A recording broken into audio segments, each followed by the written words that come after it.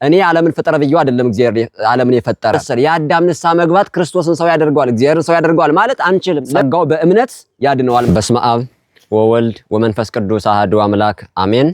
ለምስጋና የፈጠረን ለአምልኮት የሰበሰበን ኃጢአታችን ይቅር ያለን በደላችንን የታገሰን በሀብት የሳበን በረድኤት ያቀረበን በልጅነት የመገበን የአባቶቻችን አምላክ የሰራዊት ጌታ ቅዱስ እግዚአብሔር ስሙ ዛሬም ዘወትርም የከበረና የተመሰገነ ይሁን።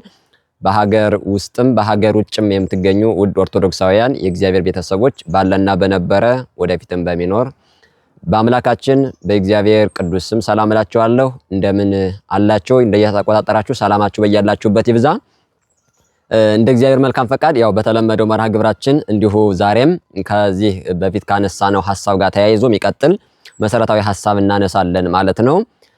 እንደ እግዚአብሔር መልካም ፈቃድ ስንማማር ስንነጋገር የምንቆይበት ርዕሳችን የሚሆነው ጸጋው በእምነት አድኗችኋል በሚል ይሆናል። በሐዋርያው በቅዱስ ጳውሎስ መልእክት ወደ ኤፌሶን ሰዎች ምዕራፍ 2 ተራ ቁጥር 8 ላይ የምናገኘው ቃል ይሆንና መሰረታዊ ሐሳቡ ቅዱስ ጳውሎስ የተናገረበትንና እኛ የተረዳንበትን ወይም ደግሞ ቤተክርስቲያን የምታስረዳበትን ሌሎችም አካላት የሚረዱበትን መሰረታዊ ሐሳብ አንስተን እንቋጫለን። ሐሳቡን ቅዱስ ጳውሎስ እየገለጸበት ያለውን አገላለጽ ስናይ ጸጋው በእምነት አድኗችኋል ማንም ከስራው እንዳልሆነ እንዲያውቅ ፈልጋለሁ አለና እንዳትመኩ በማለት ያስረዳል። ከቁጥር 1 ሲነሳ እንዲህ ይላል፣ በኃጢአት ሳላችሁ ሙታን ነበራችሁ፣ ነገር ግን በልጁ ሞት ክርስቶስ ይቅር አላችሁ በማለት መሰረታዊ ነገረ ክርስቶስን ወይም ደግሞ የክርስቶስን ሰው መሆን በር ከፋች በማድረግ ይህንን ሐሳብ ይዞ ይቋጫል።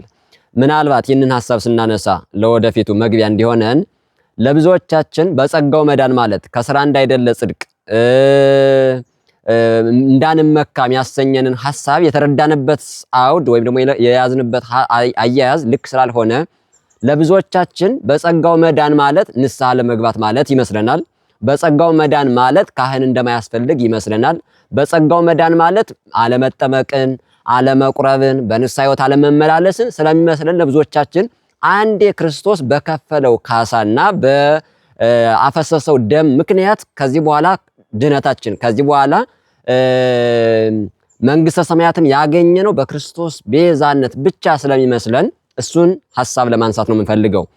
ስለዚህ ንስሐ መግባት እንዳለብን መልካም ስራ መስራት እንዳለብን ከዚህ በፊት በቀጣይ ባለፈው ሐሳብ ስላነሳሁላችሁ በጸጋው መዳን የሚለው መሰረታዊ ሐሳብ ግን ምንን ያነሳል ስትሉ አንደኛውና የመጀመሪያውን እንይ። በ5 ጉዳዮች ከፍለን እናየዋለን። የመጀመሪያው እግዚአብሔር ዓለምን ሲፈጥር የመጀመሪያው አፈጣጠሩ ጸጋችን ነው፣ ስጦታ ነው። ጸጋ የሚለው ቃል ግሱ ስጦታ ማለት ነው። ስለዚህ ዓለምን መፍጠሩ ዓለም የሚባለው በጣም እንደ ሸማ ጠቅለን እንደ ወርቅ አንከብለን በአንድ ተናገር ነው እንጂ በአጠቃላይ ከሰማይ ጀምሮ እስከ ምድር ድረስ ያሉትን እስከ ታች እስከ ውቅያኖስ ድረስ ያሉትን ያጠቃላል። እኒህ ለሰው ልጆች ጸጋ ናቸው። በዚህም ይመካ ሰው የለም። ለእግዚአብሔር ድንጋይ ያቀበለው የሆነ ምክር ያቀበለው ሰው ስለሌለ ከኛ ስራ አይደለም ማለት ነው። እኔ ዓለምን ፈጠረ ብዬው አይደለም እግዚአብሔር ዓለምን የፈጠረ ይሄንን ዘርጋው ብዬው አይደለም ፀሐይን ጨረቃን በአጠቃላይ ይሄንን ፍጠርልኝ ብዬ ስላልፈጠረ በራሱ ስጦታ መልክ የፈጠረው ስለሆነ ምን ይባላል? ጸጋው ነው። ስለዚህ ዓለምን እግዚአብሔር ጸጋ አድርጎ በመፍጠሩ የሚመካ ሰው አለ እንዴ? የለም። ስለዚህ ማያስመካን ስለሆነ ቅዱስ ጳውሎስ ይህንን ሐሳብ አነሳለን። ውድ እግዚአብሔር ቤተሰቦች እዚህ ላይ ጸጋችን ነው ስንል ተፈጥሮን መሰረት አድርገን እግዚአብሔር ልናውቅበት እግዚአብሔር ልናመልክበት ይገባል እንጂ እግዚአብሔርን ልናመሰግንበት ይገባል እንጂ ተፈጥሮ ጸጋዬ ነው ብቻ ብለን ልንቀር አይደለም። በስነ ፍጥረት እግዚአብሔርን እንድናውቅ፣ በነቢያት እግዚአብሔርን እንድናውቅ፣ በሰው በኩል እግዚአብሔርን እንድናውቅ፣ በመጻሕፍት በኩል እግዚአብሔርን እንድናውቅ መጻሕፍትን ስጦታ አድርጎ ነቢያትን ስጦታ አድርጎ በአጠቃላይ ስነ ፍጥረትን ስጦታ አድርጎ እግዚአብሔር ሰጥቶናል። የማይታየው እግዚአብሔር የሚታወቀው በስነ ፍጥረቱ ነው። የማይታየው እግዚአብሔር የሚታየው በሰው ነው። የማይታየው እግዚአብሔር የሚገለጠው በመጻሕፍት ነው። ስለዚህ እኒህ ስጦታዎቻችን ናቸው። መጻሕፍትን ሲያጽፍም ራሱ ፈቅዶ፣ ስነ ፍጥረትን ሲፈጥርም ራሱ ፈቅዶ፣ ነቢያትን ሲያስነሳም ራሱ ወዶ ፈቅዶ ማለት ነው። ስለዚህ ይህ ሁሉ ስጦታችን ነው። ግን ነቢያትን ለምሳሌ ሲልክ አለመቀበል ቅጣት እንደነበረው እናውቃለን በመጽሐፍ ቅዱስ ላይ። በስነ ፍጥረት ተመርኩዞ እግዚአብሔርን አለማወቅ ያስቀጣ ነበረ። ነገር ግን አይ በቃ ስጦታ ነው ከዚህ በኋላ ምንም ስራ አያስፈልገኝም ላለ ሰው ምን ያክል ቅጣት እንደነበረው መጽሐፍ ቅዱስ ይነግረናል።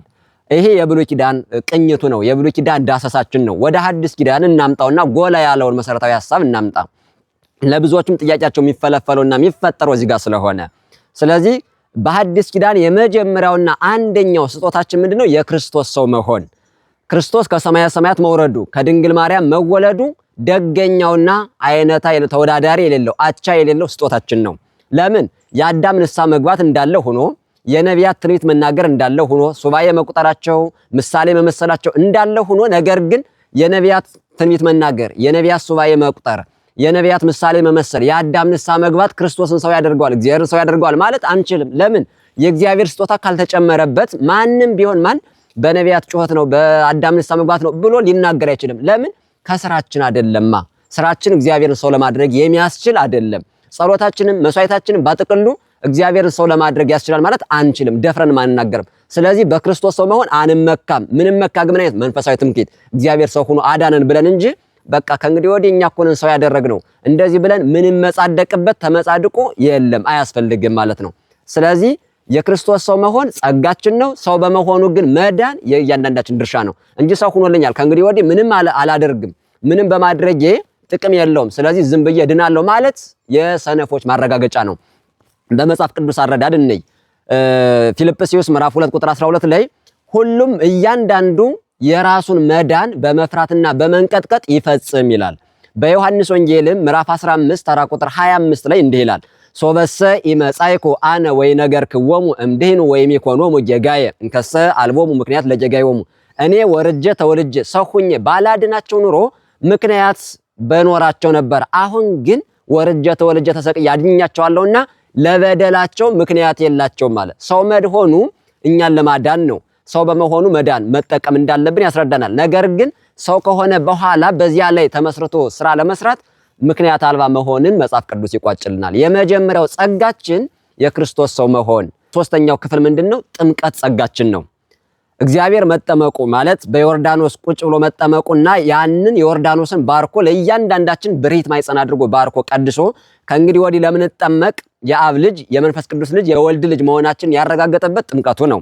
ነገር ግን ይህ ጥምቀትን ሲሰራ ና በዮርዳኖስ ተጠምቀህ ና ከጎንህ ውሃ ፍሰህ ለልጅነት የሚሆነኝ ጥምቀት ስራልኝ ብሎ እግዚአብሔር እንዲያድርጉ አስገድዶ ያሰራው ሰው የለም። ነገር ግን በዮርዳኖስ ተጠምቀን ልጅነት እንድናገኝ ከጎኑ በፈሰሰው ውሃ ተጠምቀን እንድንድን ያንን የመዳን በር የከፈተ በማን ጸጋ ነው ካልን በእግዚአብሔር ስጦታ ነው፣ ጸጋ ነው።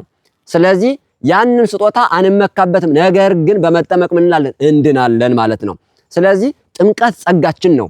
ጸጋችን ነው ብለን ብቻ ግን ሳንጠመቅ አንቀርም። በመጠመቃችን እንድናለን እንጂ አይ ስጦታዬ በቃ ጸጋ ነው ተሰጥቶኛል በቃ አለቀ ሳልጠመቅ እንድናለሁ ማለት አይቻልም ማለት ነው። ስለዚህ ጥምቀትን ጸጋዬ ነው ያለ ሰው መጠመቅ እንዲችልና ከስራው እንዳይደለ የሚያስመካም እንዳልሆነ ምክንያቱም ለክርስቶስ በዮርዳኖስ ለመጠመቁ በዕለተ ዓርብ ተሰቅሎ ከጎኑ ውሃ ማፍሰሱን አንዳችም አስተዋጽኦ ያደረገ ሰው የለም። ስለሌለ ያ የልዩ የራሱ ችሮታ ነው፣ ስጦታው ነው፣ አምላካዊ ስጦታ ነው። ነገር ግን በዚያ ላይ ተንተርሶ መዳንና መጠቀም ግን የእያንዳንዳችን ድርሻ ነው ማለት ነው። ስለዚህ በጥምቀት በኩል የተሰጠንን ጸጋ ተሳትፎ ምን ማለት መዳን እንድንችል መጽሐፍ ቅዱስ ያዘዘናል ማለት ነው። በአንደኛ ጴጥሮስ ምዕራፍ 3 ተራ ቁጥር 21 ላይ እንዲህ ይላል በብሉይ ኪዳን የነበረውን የኖህን የጥምቀቱን ምሳሌ አድርጎ ያ ምሳሌ ነበር፣ አሁን ግን አማናዊ ሆኖ ያድነናል ይላል። ስለዚህ በጥምቀት መዳን አለ ማለት ነው። መጽሐፍ ቅዱስ የነገረንን ነው የምነግራቸው። ከዚህ አንፃር በጥምቀት ጸጋ ሆኖ በተሰጠን ጥምቀት ጸጋ ሆኖ መሰጠቱን እንደሚያድነን ማለት ጥምቀት ጸጋዬ ነው፣ ጸጋዬም ሆኖ ምን ይለኛል? ያድነኛል። ስለዚህ ስጠመቅ እድናለሁ ብሎ ያመነ ሰው ምን ይላል? ጸጋው በእምነት ያድነዋል ማለት ነው። ጥምቀት ጸጋው ነው። አምኖ ሲጠመቅ ደግሞ በጥምቀት እድናለሁ ብሎ ሲጠመቅ ደግሞ ምን ይላል? ይድናል ማለት ነው። ስለዚህ ጸጋው በእምነት አድኗቸዋል ማለት ምንድነው? በጥምቀት አምኖ የተጠመቀ ሰው ይድናል ማለት ነው እንጂ ግን ከኛ ስራ እንዳይደለና እንደምንመካ ግን መቁጠር የለብንም። ስለዚህ እሱ ነው። በሶስተኛ ደረጃ የተጠመቀ ሰው ድንገት ቢወድቅ ቢስት ንስሐን ጸጋ አድርጎ የሰጠ ማን ነው? እግዚአብሔር ነው ማለት ነው። ስለዚህ አራተኛ ምን ቆጥረው ንስሐ ጸጋ ነው። ንስሐ ስጦታ ነው። በንስሐ በኩል እግዚአብሔር ዓለምን ይቅር የማለት ስጦታ ወይም ደግሞ ጸጋ አድርጎ የሰጠ ማን ነው? እግዚአብሔር ነው። ለምሳሌ እኔ ንስሐ ስገባ በዚያ በገባሁት ባመንሁት ኃጢአቴ በኩል እግዚአብሔር ይቅር ለማለት ምን አድርጓል? ቃል ኪዳን ሰጥቷል። ያ ቃል ኪዳን አድርጎ ንስሐን መስጠቱ ስጦታ ነው። ስለዚህ ንስሐ ስጦታዬ ነው ጸጋዬ ነው ያለ ሰው ምን ይሆናል? ንስሐ ይገባል። ነገር ግን ያ በእምነት የሚያድነን ንስሐን ስጦታ አድርጎ ወይም ደግሞ ጸጋ አድርጎ የሰጠ ማን ነው? እግዚአብሔር ነው። ስለዚህ ያ እንደሚያድን ንስሐ የገባ ሰው እንደሚድን ንስሐ በመግባቴ እድናለሁ ያለ ሰው ምን ይላል? ይጠቀማል ማለት ነው። ነገር ግን ንስሐን ንቆ ንስሐን አቃሎ አይ በቃ ምን ንስሐ እኮ ማለት ዝም ብሎ በልብ ብቻ በቃ ለእግዚአብሔር ብቻ መንገር ነው ብሎ የተዘናጋ ሰው ግን ምን ይላል? አይድንም ማለት ነው። ስለዚህ ንስሐ ስጦታ ነው። ደግሞ ያ የተሰጠው ስጦታ ደግሞ የሚያድን ምን ሲሆን ነው? በዚህ እንድድንበት እግዚአብሔር ወዶ ፈቅዶ ኃጢአት ብሰራም እንኳን ወድቄ እንዳልቀር ምን አደረገ ማለት ነው? ይህንን የንስሐን በር ከፈተልኝ ብሎ ማመን ስለሆነ ስለዚህ በንስሐ እንድንድን ምን አድርጎ ሰጥቶናል? ስጦታ አድርጎ ሰጥቶናል። ግን በንስሐ አድነኝ ብሎ ግን እግዚአብሔርን አስገድዶ ንስሐን ያዘረጋ ሰው ግን የለም። ስለዚህ ያ ስለሆነ ምን አንልም? አንመካም። ያ የኛ ስራ አይደለም። የኛ ስራ ምንድነው? ንስሐ መግባት። ስለዚህ እሱንን ያዙልኝ ማለት ነው። በንስሐ መዳን እንዳለ በተለያየ ከዚህ በፊት በጠቀሱላችሁ ማየት ይቻላል። አምስተኛውና የመጨረሻው ስጋውና ደሙ ስጦታችን ነው፣ ጸጋችን ነው ማለት ነው። ስጋውን መቁረሱ ደሙን ማፍሰሱ ብቸኛውና አማራጭ የሌለው ምናችን ነው? ስጦታችን ነው ማለት ነው። የመጨረሻው የእግዚአብሔር ስጦታው የተጠናቀቀ የተደመደመ በምንድነው? ስጋውን በመቁረስ ደሙን በማፍሰስ ስጋህን ቆርሰህ ስጠኝ ደምህን አፍሰህ አጠጣኝ ያለ አንዳችን ፍጥረት የለም። ቢልም እንኳን አይችልም። ይሄ የማን ስጦታ ነው? የእግዚአብሔር ስጦታ ነው። ስለዚህ ስጋውን የሰጠን በስጦታ ከሆነ ነገር ግን ሲሰጠኝ ምን ለማድረግ ነው? እኔን ለማዳን። ስለዚህ እግዚአብሔር ጸጋው በስጦታ መልክ የሚያድነን ምን ሲሆን ነው? ያንን የተቀበልነው ወይም ደግሞ የተነገረን ስጋውና ደሙን ስንቀበል ማለት ነው። ስንቀበል ማለት ምንድነው? ስጦታ ነው። ያ ስጦታ ግን እንድንድንበት ነው ብለን ካመንን ያ እምነታችን ምን ይላል? ያድነናል ማለት ነው እንጂ አይ በቃ ታዝዤ ነው ስለዚህ ልቀበል ካለ ሳያምንበት ጥቅም የለውም። ስለዚህ ስጋውን መቁረስ ደሙን ማፍሰሱ ምንም አይገባበት ስጦታችን ነው፣ ጸጋችን ነው። ነገር ግን በስጋው ደግሞ ስንቀበል ምን እንላለን? እንድናለን። አምነን ስንቀበል ከስራችንም አይደለም ስጋውን መስጠቱ ደሙን መስጠቱ ማለት ነው። ስራችን ምንድነው? እኛ መቀበል መጥቶ ማለት ነው።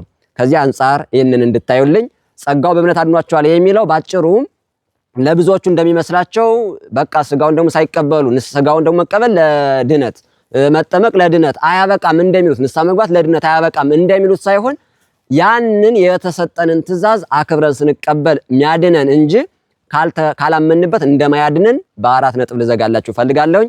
ወስብሐት ለእግዚአብሔር። ይቆየን።